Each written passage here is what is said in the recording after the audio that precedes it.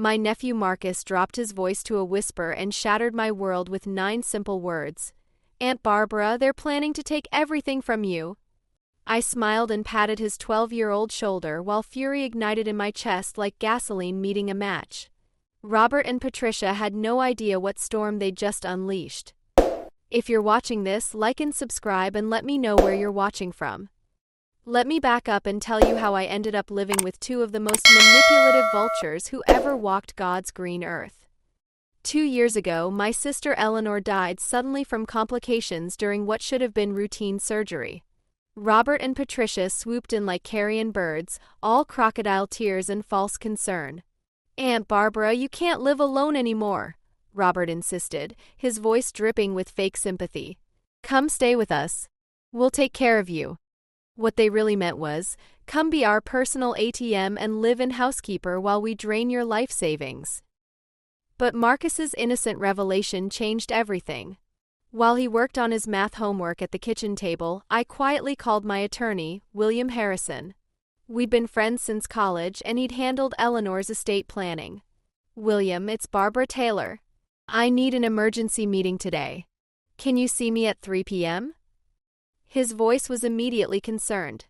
Everything all right, Barbara? Let's just say some people are about to learn that counting chickens before they hatch can be very dangerous indeed. Next, I called my bank. This is Barbara Taylor, account number 89914. I need to speak with someone about securing my assets immediately. The representative confirmed what I already suspected. Thanks to my late husband's successful construction business and our careful investments over 40 years, I had accumulated significantly more wealth than Robert and Patricia realized. Much more. I hung up and looked at Marcus, still innocently solving equations. Poor boy had no idea he'd just saved his great-aunt from being robbed blind by his own parents. I ruffled his dark hair. Marcus, sweetheart, how would you like to help me with a very important project? He looked up with those intelligent green eyes that reminded me so much of Eleanor. What kind of project, Aunt Barbara? The kind that teaches people that wisdom comes with age, and underestimating your elders can be a very costly mistake. At exactly 2:30, I told Marcus we were going for a walk to the library. I grabbed my purse, the one containing all my critical documents that I'd started carrying everywhere since moving in with them. Call it intuition, but I'd sensed this confrontation was inevitable.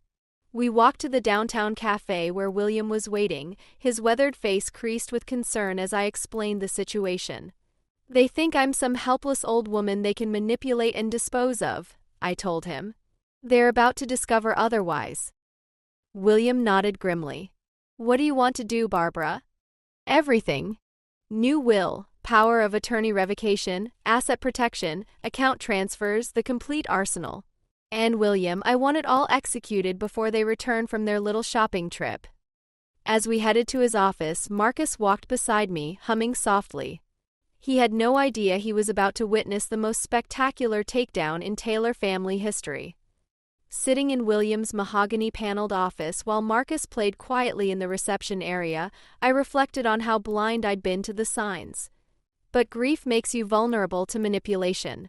After Eleanor's funeral, when Robert suggested I sell my house and move in with them, I thought it was genuine love and concern. The housing market is incredible right now, Aunt Barbara. You could get top dollar, and we'd love having you close to help with Marcus's education.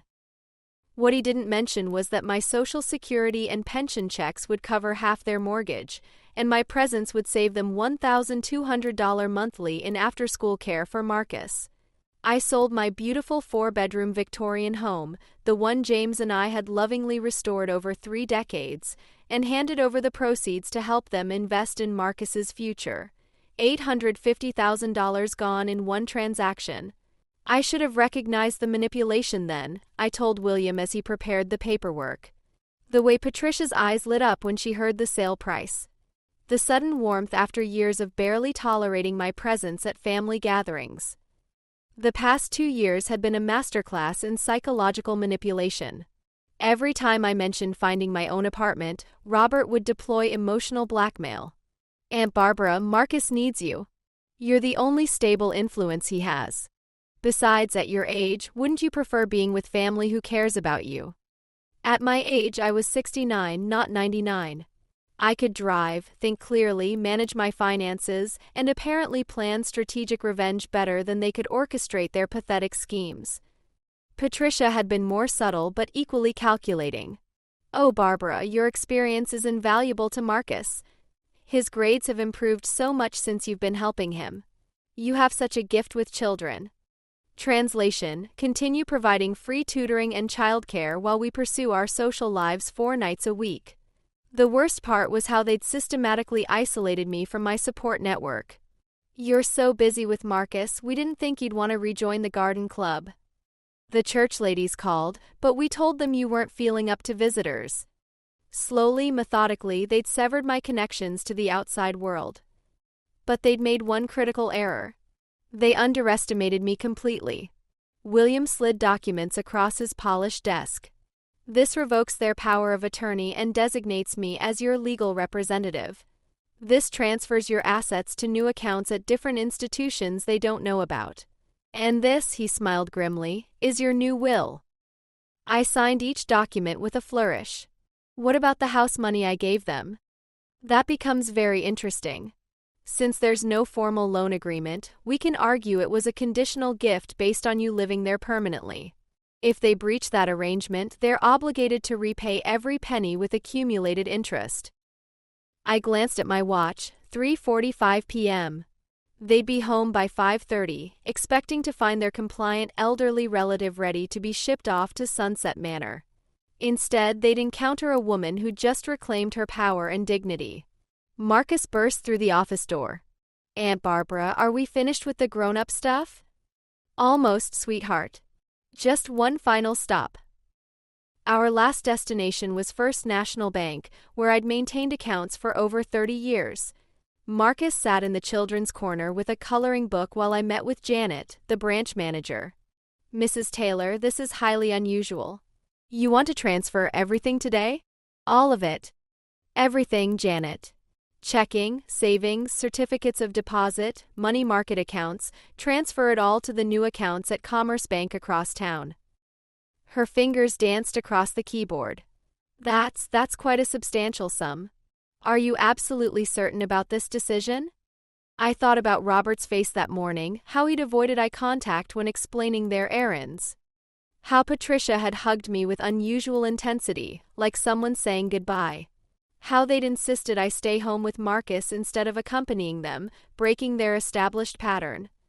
I've never been more certain of anything in my life, Janet. The transfer took 90 minutes. 94,762 美元. James's life insurance, our retirement savings, the house proceeds, and every penny I'd accumulated through 45 years of careful financial planning. Money they'd assumed would be theirs once they'd manipulated me into signing over control. Mrs. Taylor, Janet said carefully, may I ask why the sudden urgency? I smiled serenely. Let's just say some people are about to learn that appearances can be very deceiving. By 5:15, Marcus and I were back home. I sent him to his room to work on a science project and began preparing their favorite dinner, beef Wellington with roasted vegetables.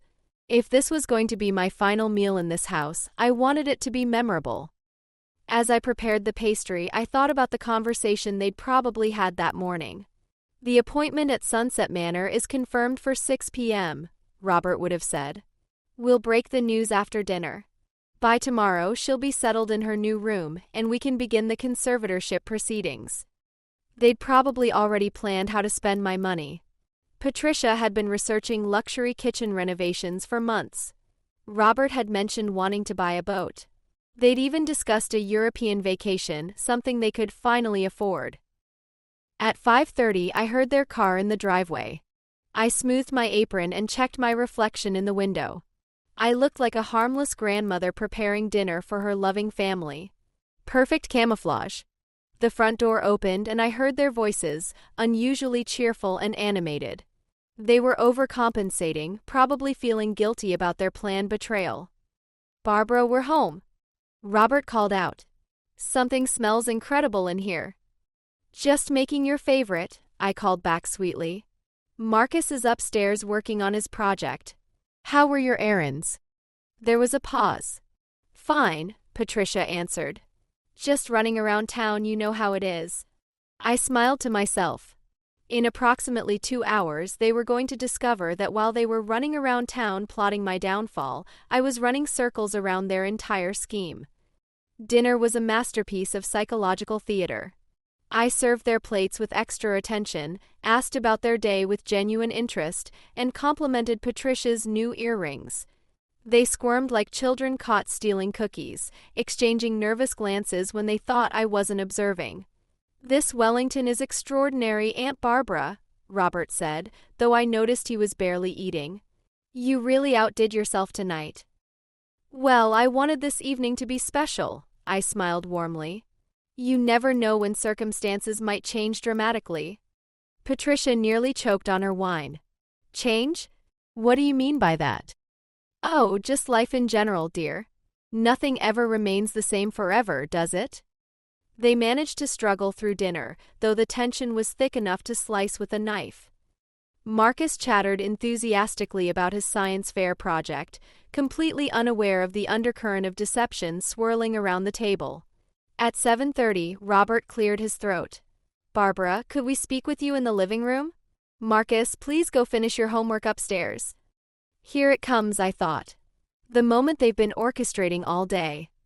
We settled in the living room, them on the sofa, me in my favorite armchair by the window. Robert fidgeted with his hands. Patricia stared at the coffee table like it held the secrets of the universe. Finally, Robert spoke. "Barbara, Patricia, and I have been discussing your situation, and we believe it might be time for you to consider alternative living arrangements." I tilted my head, the picture of innocent confusion. "Alternative arrangements? You mean like getting my own apartment again?" "Not exactly," Patricia jumped in, her voice artificially sweet. "We were thinking more along the lines of assisted living.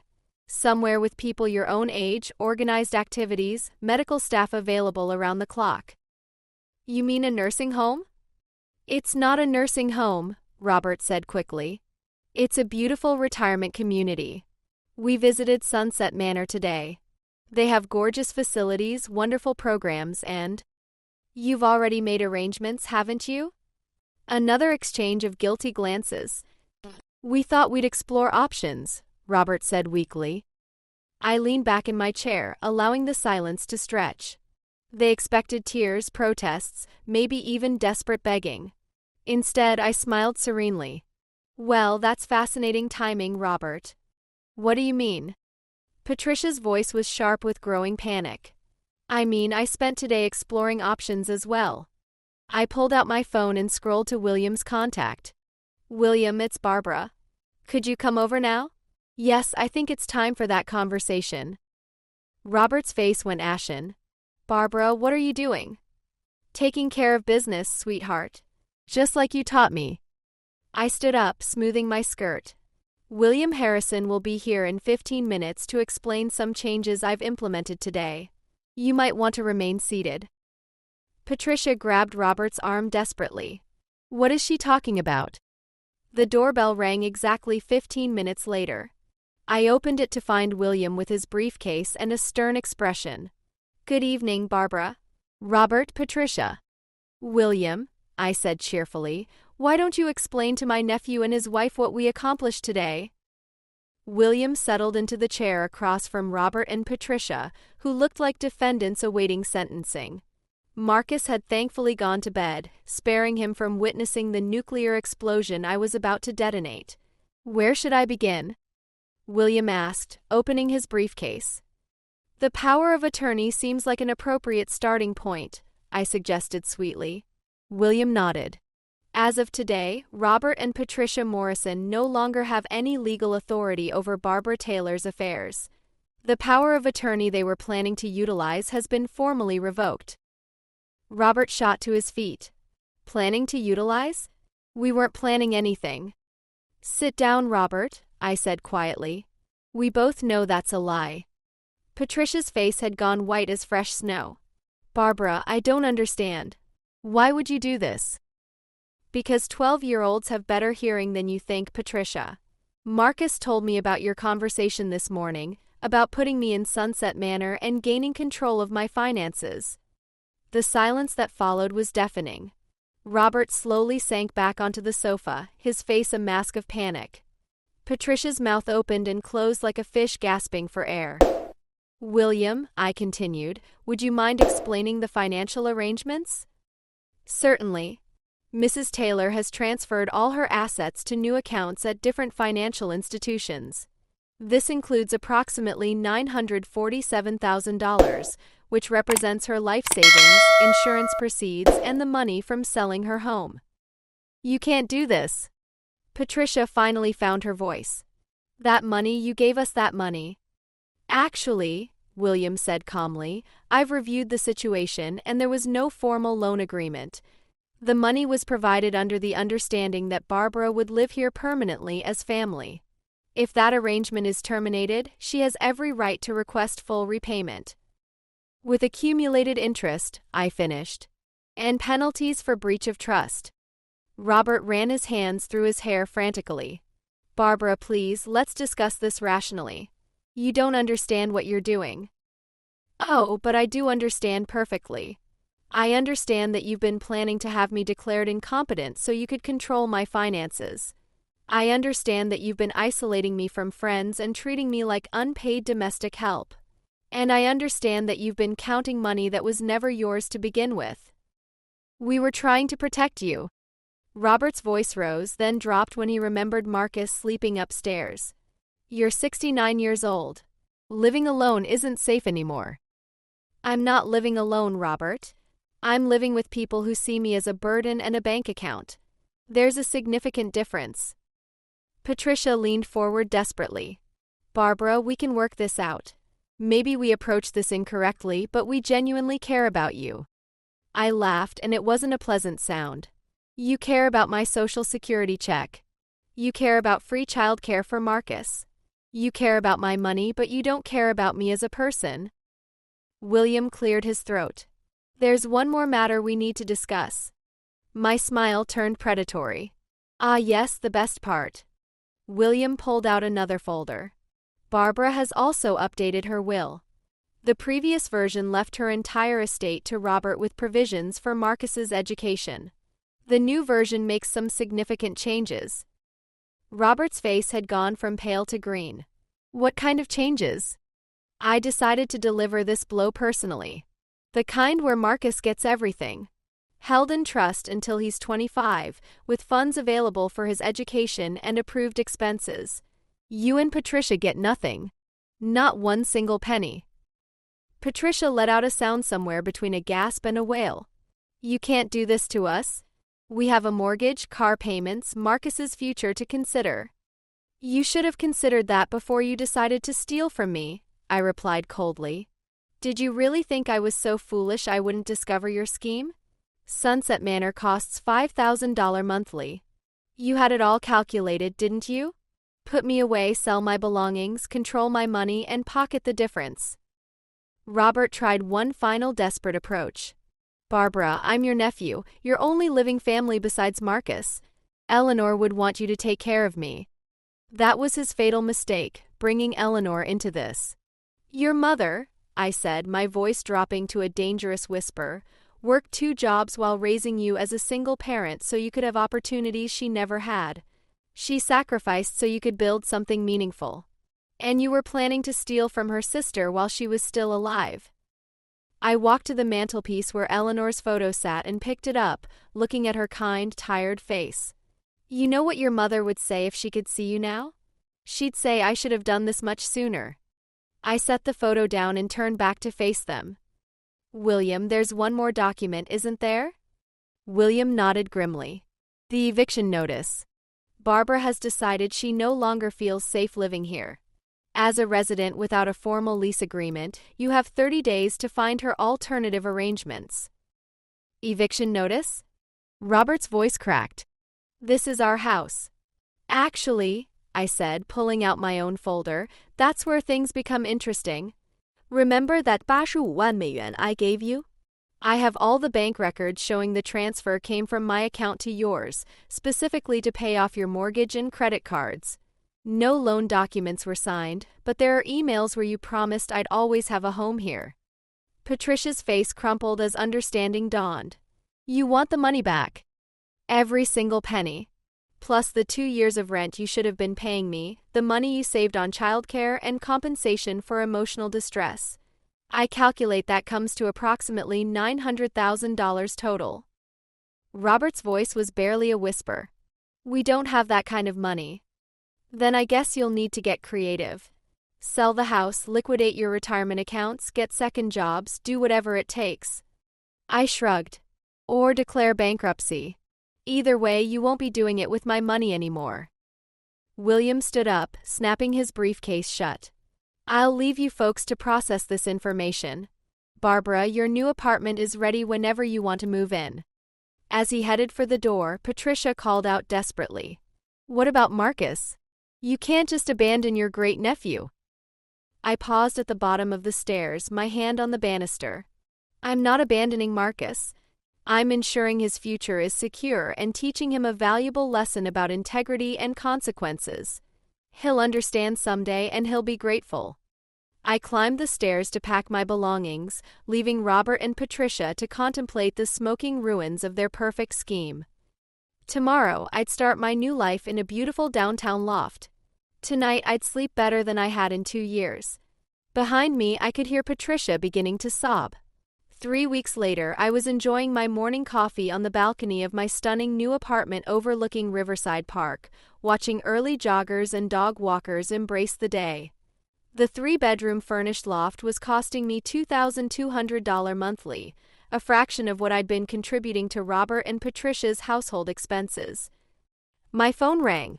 Robert's name flashed on the screen for the 16th time this week. I let it go to voicemail, same as the other 15 calls. When it stopped ringing, I played his latest message. Barbara, please call me back. We need to talk. This has gone too far. Marcus keeps asking where you went, and Patricia is having anxiety attacks. We can work this out if you'll just be reasonable. Reasonable? That was rich coming from someone who'd planned to have me institutionalized. I deleted the message and called William instead. How's our lawsuit progressing? Slowly but steadily. They've hired Catherine Burke from Burke and Associates. She's actually quite competent. William's tone was measured. She's arguing that the money you gave them was a gift, not a loan, and that you can't retroactively demand repayment. And what did you tell her? That we have 2 years of documented evidence showing they treated you as a tenant and financial resource, not family. Bank records, emails, even grocery receipts where you paid for household expenses. The pattern of financial exploitation is crystal clear. I smiled, settling back in my comfortable chair. What else? Burke filed a motion claiming you're not mentally competent to make these financial decisions. They want a comprehensive psychological evaluation. That wiped the smile off my face. They're still trying to have me declared incompetent? It's a desperate move. They know they're losing, so they're throwing everything at the wall hoping something sticks. William paused. Barbara, there's something else. They've been asking questions about James's business assets, specifically whether you were aware of all the partnership agreements. A chill ran down my spine. What do you mean, all the partnership agreements? I'm not entirely sure yet. Burke hinted that there might be some irregularities in how the construction company assets were distributed after James's death. I'm investigating it. After I hung up, I sat staring out at the park, unease settling in my stomach like a cold stone. James had always handled our business investments. I'd trusted him completely, signing whatever documents he put in front of me without examining them carefully. What if Robert knew something I didn't? That afternoon, I drove to Marcus's school. I waited across the street in my car until I saw him walking toward the pickup area after dismissal. He looked smaller than I remembered and sadder. I got out and called his name. His face lit up like Christmas morning and he ran to me, nearly knocking me over with his enthusiastic hug. Aunt Barbara, I've missed you so much. Why did you leave? My heart broke a little. I had to, sweetheart. Sometimes adults make mistakes and other adults have to protect themselves. Are you coming home? I can't, Marcus. But maybe you could visit me sometime. My new apartment has a rooftop garden and a view of the whole city. His eyes widened with excitement. Really? That sounds amazing. Ask your parents if you can come see me this weekend. I hugged him tightly. I love you, Marcus. Don't ever forget that. As I drove away, I saw Patricia's car pulling into the school parking lot. She must have seen me with Marcus because my phone started ringing immediately. I didn't answer. The psychological evaluation was scheduled for Friday morning at Dr. Patricia Coleman's office. I arrived early, dressed in my best navy suit with pearl earrings, the picture of a competent, well-groomed senior citizen. Dr. Coleman was younger than I'd expected, maybe 45, with kind eyes behind wire-rimmed glasses. Mrs. Taylor, I want you to know this evaluation was requested by your nephew's attorney, but I work independently. I'm here to assess your mental state objectively, not to take anyone's side. I appreciate that, Dr. Coleman. For 2 hours, she put me through cognitive tests, memory exercises, and questions about my recent decisions. I answered everything honestly, explaining my reasoning for each financial move I'd made. You seem to have very clear recall of events and strong analytical skills, she noted. Can you tell me about your relationship with your nephew and his wife? I chose my words carefully. They're struggling financially, and I believe they saw me as a solution to their problems rather than as a person with my own needs and rights. Do you feel your recent actions might be considered extreme by some people? I looked her directly in the eye. Dr. Coleman, if someone was planning to steal your life savings and have you committed against your will, what would you consider an appropriate response? She made a note. Point taken. That evening, William called with an update. The evaluation went well. Dr. Coleman is recommending no conservatorship. But Barbara, we have a significant problem. I found out what Burke was hinting about. My stomach dropped. Tell me. James had additional business partnerships. Substantial ones. When he died, there were assets worth approximately $1.5 million that should have been distributed according to partnership agreements. You weren't the only beneficiary. The room seemed to tilt. Who else? Someone named Michael Chen, James's business partner in the commercial development projects. He received $750,000. You were supposed to get the other $750,000. The name hit me like a physical blow. Michael Chen, James's business partner for the last 10 years of his life. The man who'd been surprisingly absent from the funeral. He got half the money, Barbara. 75万美元. But the records show you only received $300,000 from the business dissolution. The pieces clicked into place with horrible clarity. Robert had handled all of James's business paperwork after the funeral. He'd told me the partnership was only worth $300,000 after debts and taxes. I'd been so grief-stricken I'd believed him. My nephew stole $450,000 from me. It appears that way. And if he's been sitting on that information while trying to have you declared incompetent, it demonstrates a pattern of financial manipulation that goes back years. I closed my eyes, feeling the weight of multiple betrayals. But instead of despair, I felt something else rising in my chest, pure, crystalline rage. William, I said quietly, I want to destroy him completely. I spent the weekend planning my next move. If Robert thought he could manipulate me with hidden information about James's business dealings, he was about to learn that two could play that game. Monday morning, I called Michael Chen. According to the internet, he was now running Chen Development Group in Seattle with several successful projects under his belt. The phone rang 3 times before a familiar voice answered. Hello, Michael. This is Barbara Taylor, James's wife. The silence stretched so long I wondered if he'd hung up. Finally, oh my God, Barbara. I wasn't expecting. How did you get this number? I'm very resourceful when I need to be, Michael. I think we need to talk about James's partnership assets. I don't know what you mean, Barbara.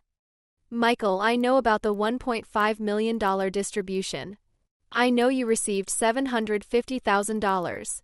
What I'm curious about is what you know about my portion. Another long pause. Your nephew told me you'd received your portion. My nephew told you? When exactly did you speak to my nephew? He called me after James died to discuss the partnership dissolution and coordinate the asset distribution. I felt my pulse quicken.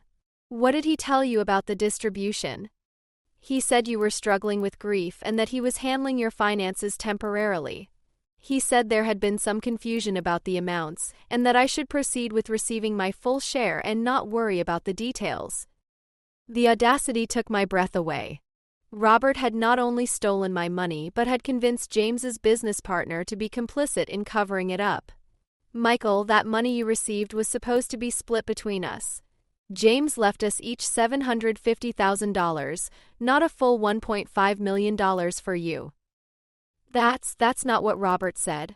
He showed me documentation. Forged documentation, I'm guessing. I let that sink in. Michael, I think we've both been manipulated by my nephew. The question is, what are we going to do about it? Tuesday morning, I was waiting outside Robert's office when he arrived for work. His face went white when he saw me sitting in the lobby. Barbara, what are you doing here? Hello, Robert. Beautiful morning, isn't it? I stood up, smoothing my skirt. I thought we could have lunch. There's so much to catch up on. He glanced around nervously, aware that his colleagues were watching. I'm really busy today, Aunt Barbara. Oh, I insist. In fact, I already made us a reservation at Giovanni's. You remember Giovanni's, don't you? Where you took me to celebrate your promotion 2 years ago. His jaw tightened, but he nodded reluctantly. Fine, but I can't stay long. Giovanni's was busy with the lunch crowd, providing perfect cover for what I was about to do. We ordered, made small talk about Marcus and the weather, and I waited until his guard was down. Then I smiled sweetly and said, I had the most enlightening conversation with Michael Chin yesterday. Robert's fork clattered against his plate, and his face went through several color changes before settling on ash gray. Around us, the restaurant hummed with normal lunch conversation while my nephew contemplated the ruins of his carefully constructed deception. I don't know what Michael told you, he finally managed, but he told me you convinced him that the partnership assets were distributed correctly, that I'd received my full share of $750,000 instead of the $300,000 you actually gave me. I took a sip of my iced tea, savoring the moment. Imagine my surprise when I realized you'd stolen 45万美元 from me to cover up your own financial mismanagement. I was protecting you. Robert's voice rose, then dropped when other diners looked our way. You were devastated after Uncle James died. Dealing with complex business matters would have made your grief worse. So you decided to profit from my ignorance instead? It wasn't like that. I used that money to secure Marcus's future, to pay off debts that were crushing us. You would have just put it in savings anyway. I laughed, a sound sharp enough to cut glass. You stole nearly $500,000 from your grieving aunt and convinced yourself it was for my own good. The arrogance is truly breathtaking, Robert. Robert leaned across the table desperately. Barbara, please let me explain everything. Uncle James knew about our financial problems. He wanted to help us. Don't you dare blame James for your theft. It's not theft. He told me before he died that he wanted to make sure Marcus had opportunities, that he was worried about our debt situation. If that were true, he would have included it in his will. But he didn't, did he, Robert? His phone buzzed. He glanced at it and went even paler. It's Patricia. She says William Harrison is at the house with more papers. I smiled serenely. Oh, that'll be the criminal fraud charges. I filed them this morning. Criminal charges? Business fraud, elder abuse, theft by deception, forgery. William was quite thorough. I signaled the waiter for the check.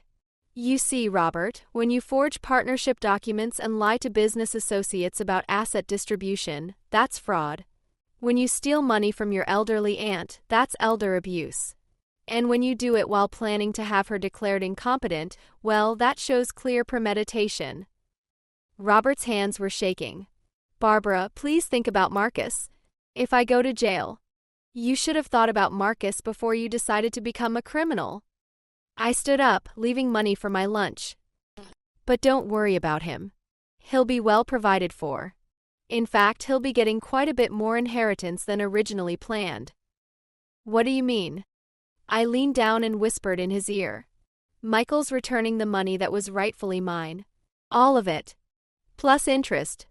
Turns out he's not as comfortable with theft as you are. Robert's face crumpled. You can't do this to me. I'm your nephew. You're right. You are my nephew, and that's what makes this betrayal so much more painful. I walked out of the restaurant and climbed into my car, hands steady on the wheel. One more stop to make. The next morning, I sat in my apartment watching the news coverage of Robert's arrest. Local insurance agent charged with elder abuse and business fraud, the anchor reported. Robert Morrison allegedly stole over $450,000 from his aunt's business inheritance while planning to have her declared mentally incompetent. My phone had been ringing all morning, reporters, neighbors, old friends who'd seen the story. I ignored them all except one call. Aunt Barbara. Marcus's voice was small and scared. Mommy's crying and she won't tell me why Daddy isn't coming home. My heart broke for this innocent child caught in the crossfire of adult corruption. I'll be right there, sweetheart. I found Marcus at his friend's house where Patricia had dropped him off before rushing to the jail. The 12-year-old looked lost and confused, clutching his backpack like a lifeline. Are you in trouble too, Aunt Barbara? I knelt down to his level, taking his hands in mine. No, Marcus, I'm not in trouble. Sometimes grown-ups make very bad choices and they have to face the consequences. Is Daddy a bad person? Your daddy isn't bad, Marcus. But he did bad things and now he has to make them right. Over the next few hours, I explained everything to Marcus in age-appropriate terms. How people who love each other should be honest and trustworthy. How taking things that don't belong to you is wrong, even if you think you have good reasons. How sometimes protecting someone means making very difficult choices. Are you still mad at Daddy? I considered the question carefully. I'm disappointed in your daddy and I'm sad that he hurt me, but I will always love him because he's family and because he gave me you. That evening, Patricia came to collect Marcus. She looked haggard, her eyes red from crying and stress. The lawyers say he might get 7 years if he's convicted. That's up to the judge now, Patricia. Barbara, please. I know we hurt you, but Robert's scared and confused. Can't you find it in your heart to forgive him? I looked at this woman who'd participated in planning to steal my independence and dignity, who'd smiled to my face while plotting behind my back. A year ago, I might have crumbled under the guilt she was trying to heap on me. Patricia, I forgave Robert the moment I filed those charges. Forgiveness doesn't mean enabling criminal behavior or ignoring consequences. It means I'm not going to let his choices poison my future happiness. For months later, Robert pleaded guilty to avoid a lengthy trial. He received 2 years in minimum security prison and 5 years probation. The judge ordered full restitution, $900,000 plus interest and legal fees. Patricia had to sell the house and move into a modest apartment. She found a job at a law office to support herself and Marcus. It wasn't easy for them, but Patricia was learning to stand on her own feet for the first time in her adult life. Marcus came to visit me every other weekend. We'd work in the rooftop garden, cook together, and I'd help him with his increasingly challenging schoolwork. He was resilient in the way children can be, and he was learning valuable lessons about honesty, consequences, and the difference between love and manipulation. As for me, I enrolled in watercolor painting classes at the community center, joined a book club at the local library, and started volunteering at the animal rescue downtown. At 69, I was finally living the life I wanted instead of the life others expected of me. James's betrayal through his hidden business dealings still stung sometimes late at night when I was alone with my thoughts. But I'd learned something crucial: being hurt doesn't make you weak, and being kind doesn't make you foolish. The day Robert was released from prison, he called me. Aunt Barbara, it's me. I know I don't deserve it, but could we try to start over? I looked out my window at the park where families were having picnics and children were playing on the swings. At the world full of possibilities I'd almost let slip away through misplaced trust. Yes, I said finally. But this time we do it on my terms, with complete honesty and with respect for boundaries. Some stories end with reconciliation and forgiveness. Others end with justice and new beginnings. Mine ended with both, but only after I learned to value myself enough to fight for what was rightfully mine. 6 months after Robert's release, we met for coffee. He looked older, humbled by his experiences. "I never realized how much I hurt you until I lost everything myself," he said quietly. "Prison gives you a lot of time to think about your choices." "I'm glad you've had time for reflection, Robert. But words are easy. Actions matter more." I stirred my coffee slowly. "Marcus told me you've been working 2 jobs to pay back the restitution." He nodded. "Construction during the day, security guard at night. It'll take years to pay it all back, but I'm committed to making this right." "Good. Because Marcus is watching everything you do now. He's learning what it means to take responsibility for your mistakes." Robert's eyes filled with tears. "I'm so sorry, Aunt Barbara. For everything. For stealing from you, for trying to control you, for putting you through all of that." "I know you are, Robert. And I forgive you. But forgiveness doesn't erase consequences, and trust has to be rebuilt slowly." I reached across the table and touched his hand. "You're still family. You're still Eleanor's son. And you're still Marcus's father. But you're also someone who needs to prove he's learned from his mistakes." Over the following months, I watched Robert slowly rebuild his life. He was consistent with his jobs, honest about his struggles, and devoted to being a better father to Marcus. Patricia had also changed, becoming more independent and self-reliant than she'd ever been. Their marriage was rocky, trust broken that deeply takes years to repair, if it ever can be, but they were working on it together. Marcus flourished in this new environment of honesty and accountability. His grades improved, he made new friends, and he seemed more confident and secure than I'd ever seen him.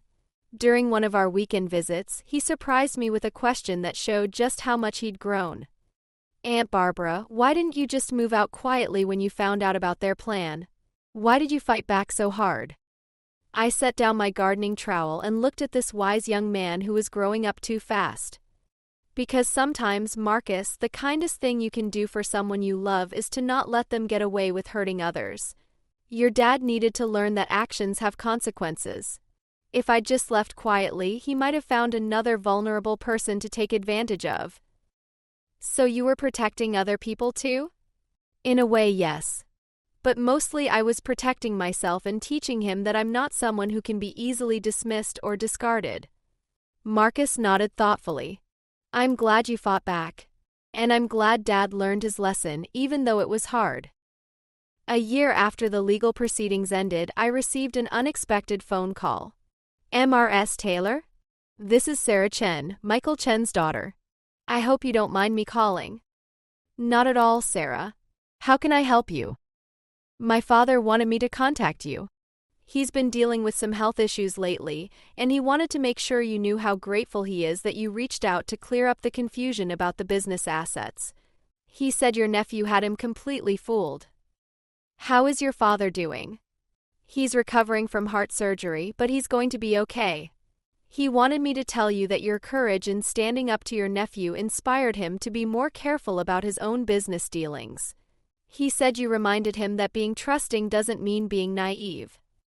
That call reminded me that my decision to fight back had ripple effects beyond just my immediate family. By refusing to be victimized quietly, I'd potentially protected others from similar schemes. 2 years after everything began, I was preparing for Marcus's 8th grade graduation. He'd been accepted to a prestigious high school with a partial scholarship. His hard work and improved grades had paid off. Robert and Patricia were both there, sitting together but with a new kind of mutual respect born from surviving a crisis they'd created. After the ceremony, Marcus ran up to me with his diploma. "Aunt Barbara, did you see? I got the Academic Excellence Award." "I saw, sweetheart. I'm so proud of you." I hugged him tight, remembering the scared boy who'd accidentally saved my life by overhearing his parents' conversation. "You know what the best part is?" he asked, his eyes shining. "What's that?" "I earned this myself. Nobody gave it to me or took it away from me. It's really mine. And in that moment, I knew that all the pain, all the legal battles, all the family drama had been worth it. Marcus had learned the most important lesson of all, the value of earning what you have and the importance of integrity. As we walked to the car together, 3 generations of the Taylor family, scarred but stronger, I reflected on how much we'd all changed. Robert had learned humility and the true cost of his choices. Patricia had discovered her own strength and independence. Marcus had seen that standing up for what's right isn't always easy, but it's always worth it. And me? I'd learned that being elderly doesn't mean being powerless, that kindness doesn't require being a pushover, and that sometimes the people who love you most are the ones who most need to see you fight for yourself. My phone buzzed with a text from my book club. "Barbara, we missed you today. Hope you're enjoying the graduation. Can't wait to hear about Marcus's speech next week." I smiled, thinking about my full, rich life surrounded by real friends who valued me for who I am, not what I could give them. Some people might say my revenge was too harsh, that family should forgive and forget. But I've learned that enabling bad behavior isn't love, it's fear disguised as kindness. Real love sometimes requires tough consequences and difficult conversations. As I looked at Marcus chattering excitedly about his summer plans and high school goals, I knew I'd made the right choice. He had a future now that was built on honesty and hard work, not deception and entitlement. Robert had a chance to become the man his mother Eleanor had raised him to be. And I had my dignity, my independence, and my self-respect. That night, as I sat on my balcony watching the sunset paint the sky in brilliant oranges and purples, I raised a glass of wine to Eleanor's memory. "Your son learned his lesson, sis," I whispered to the evening breeze. "And your grandson is going to be just fine." The apartment was peaceful, filled with the sound of distant traffic and the gentle hum of a life well lived. I had books to read, friends to see, trips to plan, and a future that belonged entirely to me. At 71, I was just getting started. Some stories end with revenge. Others end with redemption. The best ones, I've learned, end with the quiet satisfaction of knowing you stood up for yourself when it mattered most, and that the people you love are better for having seen you do it. The months following Robert's sentencing brought unexpected developments that I never could have anticipated. My speaking engagements at senior centers had grown into a small movement. Word spread about the elderly woman who had fought back against financial abuse and won, and suddenly I was receiving invitations from across the state. Maria Santos from the senior center became a close friend and collaborator. Together, we developed a comprehensive program called Silver Shield that educated seniors about financial abuse prevention, legal rights, and resources for victims. The program included workshops on recognizing manipulation tactics, understanding power of attorney documents, and building support networks that could help detect warning signs. "Barbara, you've started something really important here," Maria told me after our 5th workshop. "We've had 3 people come forward about suspicious activity from their adult children just this month. Your story is giving people courage to speak up before it's too late." One particularly memorable workshop involved a woman named Dorothy Chen, who was 78 and living with her daughter's family. During the question and answer session, she raised her hand trembling.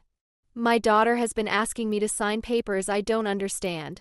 She says it's to protect my assets but won't let me take the documents to a lawyer to review them. Is that normal?" The room fell silent as I recognized the same red flags that had appeared in my own situation. "Dorothy, that's exactly the kind of situation we're here to help with. No one should ever pressure you to sign legal documents without giving you time to review them with an independent attorney." After the workshop, I connected Dorothy with William, who discovered that her daughter was indeed trying to gain control of her mother's substantial retirement savings through fraudulent paperwork. These experiences reinforced my belief that my ordeal with Robert had happened for a reason. If sharing my story could prevent even one other person from experiencing what I'd gone through, then all the pain and family disruption would have been worthwhile. Meanwhile, Marcus continued to flourish despite the upheaval in his family life. During one of our weekend visits, about 6 months after Robert's sentencing, he surprised me with a school project he'd been working on. It's called Heroes in My Family, he explained, showing me a poster board with photos and text. I wrote about you, Aunt Barbara. My heart swelled as I read his essay about courage, standing up for what's right, and how sometimes the people who love you most need to see you fight for yourself. Marcus, this is beautiful. But you know your dad isn't a bad person, right? He made bad choices, but that doesn't make him evil. I know, Marcus replied with wisdom beyond his years. Mom and I talk about it a lot in therapy. Dr. Williams says people can do bad things without being bad people, and that it's okay to love someone while still being disappointed in their choices. The fact that Patricia had gotten both herself and Marcus into counseling showed me how seriously she was taking her commitment to change. She'd completed her medical assistant training and found a job at a pediatric clinic. While the pay wasn't substantial, it was honest work that gave her a sense of purpose and independence she'd never experienced before. I never realized how good it would feel to earn my own paycheck, Patricia told me during one of our monthly check-ins. These meetings had become a regular part of our routine, not exactly friendship, but a kind of accountability partnership that helped both of us process the complex emotions surrounding Robert's betrayal. The hardest part, she continued, is explaining to Marcus why Daddy made the choices he did. How do you tell a 12-year-old that his father stole money from family? How do you maintain his respect for his father while also teaching him that what Robert did was wrong? You tell him the truth, I replied. Age-appropriately but honestly. Marcus is smart enough to handle complex emotions and moral situations. Protecting him from reality won't help him develop good judgment. I paused, thinking about my own childhood and the lessons that had shaped my character. You know what might help? Bringing him to visit Robert in prison. Patricia looked shocked. You think that's a good idea? I think Marcus needs to see his father taking responsibility for his actions. Robert is doing his time, participating in programs, working to better himself. That's part of redemption, not just saying you're sorry, but showing through your actions that you're committed to change. The first prison visit was difficult for everyone involved. Robert looked older and thinner than when he'd been sentenced, but there was something different about him, a kind of clarity that hadn't been there before. He spoke honestly with Marcus about his mistakes, his regrets, and his plans for rebuilding their relationship when he was released. I made some very bad choices, buddy, Robert told his son. I hurt people I love, including Aunt Barbara, and I have to live with that for the rest of my life. But I'm working hard to become the kind of person you can be proud of again. Marcus listened carefully, asked thoughtful questions, and hugged his father before leaving. On the drive home, he was quiet for a long time before saying, Aunt Barbara, do you think people can really change? I think people can change if they want it badly enough and if they're willing to do the hard work it requires, I replied. Your dad seems to want to change. Whether he actually does will depend on his choices when he gets out. These conversations with Marcus reminded me daily of why I'd fought so hard to reclaim my independence and dignity. It wasn't just about money or personal justice, it was about modeling for the next generation what it looks like to stand up for yourself and refuse to be victimized. A year after Robert's sentencing, I received a call that brought the story full circle in an unexpected way. Mrs. Taylor? This is Detective Sarah Morrison from the Fraud Division. We've been investigating some irregularities in insurance claims that might be connected to your nephew's case. My heart sank. What kind of irregularities? It appears that Robert was involved in a much larger scheme than we initially realized. He was working with a network of individuals to file fraudulent insurance claims and split the proceeds. Your case helped us uncover what might be a multi-million-dollar fraud ring. The investigation revealed that Robert's crimes extended far beyond what anyone had imagined. He'd been involved with a group that targeted elderly clients, manipulating them into filing false claims or signing documents they didn't understand. The scheme had been operating for nearly 5 years and had victimized dozens of seniors across 3 states. Mrs. Taylor, your decision to fight back didn't just protect you, it exposed a criminal enterprise that was harming vulnerable people across the region, Detective Morrison explained. If you hadn't come forward, this could have continued for years. This revelation added another layer of complexity to my feelings about Robert. He wasn't just a desperate man who had made poor choices to solve his family's financial problems. He was part of an organized effort to defraud elderly people. The scope of his betrayal was even worse than I'd imagined. But it also validated my decision to pursue justice rather than handle the situation quietly within the family. Sometimes standing up for yourself has consequences that extend far beyond your personal situation.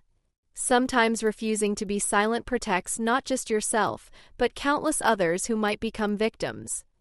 When I shared this news with Marcus during our next visit, he processed it with the same thoughtful maturity he'd shown throughout this entire ordeal. "Does this change how you feel about Dad?" he asked. "It makes me sadder," I admitted, because it shows that his crimes weren't just about desperation or poor judgment. There was planning and calculation involved that makes it harder to excuse. "But you still forgive him?" "Yes, Marcus. I still forgive him. Forgiveness isn't about whether someone deserves it, it's about refusing to let their choices control your emotional well-being. But forgiveness doesn't mean pretending that serious crimes didn't happen or that there shouldn't be serious consequences." The expanded investigation led to additional charges against Robert and several other individuals. His sentence was extended by another 3 years, meaning he would serve a total of 5 years in prison. Patricia took the news hard, but she'd grown strong enough by then to handle the setback without falling apart completely. "I keep thinking I should be angry at you for uncovering all this," Patricia told me after Robert's resentencing. "But I know you did the right thing. If Robert was hurting other families the way he hurt ours, then he needed to be stopped." She paused, looking out the window of the coffee shop where we were meeting. "I just wish I'd been brave enough to stop him myself before it got this far." "You couldn't stop something you didn't know was happening," I replied. "And even if you had known, it takes tremendous courage to turn in someone you love. Don't blame yourself for not being stronger than you were at the time. Focus on being stronger now."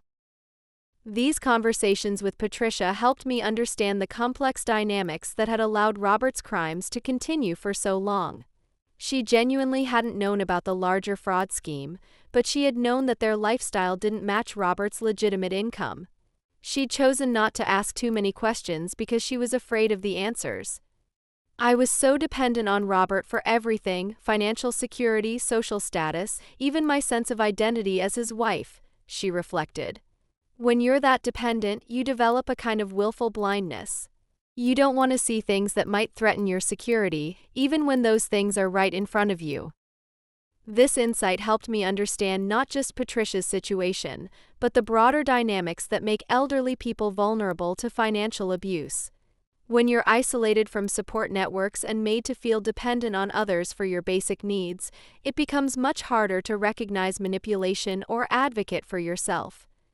The Silver Shield program incorporated these insights into our educational materials. We emphasize the importance of maintaining independence, building diverse support networks, and trusting your instincts even when family members tell you not to worry about financial matters.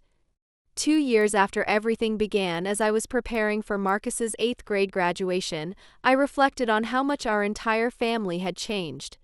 Marcus had grown into a thoughtful, resilient young man who understood complex moral situations and had seen firsthand what it looked like to face consequences with dignity. Patricia had built a career and a sense of self that didn't depend on anyone else's financial support. And Robert was working through prison programs to address the psychological issues that had led to his criminal behavior. As for me, I'd discovered a sense of purpose and community that I'd never experienced before. The speaking engagements, the advocacy work, and the relationships I'd built with other seniors had given my life a richness that went far beyond personal satisfaction. At 71, I was more engaged with the world than I'd been in decades. Thanks for listening to my story. If you're facing something similar, remember this: you're never too old to reclaim your power, never too vulnerable to demand respect, and never too kind to fight back when someone tries to steal your dignity. Your voice matters, your choices matter, and your life belongs to you, no matter what anyone else might think they're entitled to. Don't forget to subscribe and share your own story in the comments. Every voice matters, and every story of standing up for yourself makes it easier for the next person to find their courage.